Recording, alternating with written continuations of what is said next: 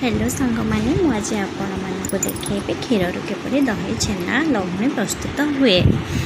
प्रथम क्षीर को फुटे 3 दिन रखिदेवे।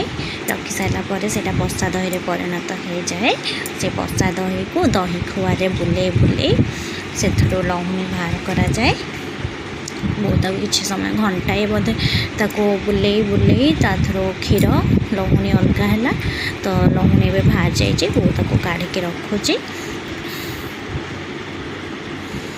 बहुत लहुणी बाहर 3 दिन क्षीर ना से अधिक लहुणी बाहरी तब से लहुणी को प्रथम लो फ्लेम ताको फुटेबे तापर धीरे धीरे से हो सारापर हाई फ्लेम रे ताको फुटिया को देवे। फुटी सारापर से घीरे परिणत हो तो अधिक फुटी सारापर तार कलरटा भी चेंज हो जाए। तब से जो लहुणीटा रू दही बाहर से दहीटा को बसई देवे आंचरे। आंचरे बसचे से दहीटा धीरे धीरे फुटी फुटी से छेना परिणत हो। एबे छेना अधा हो किसी समय पर पूरा लाल कलर छेना हो। छेना एबे हो गला।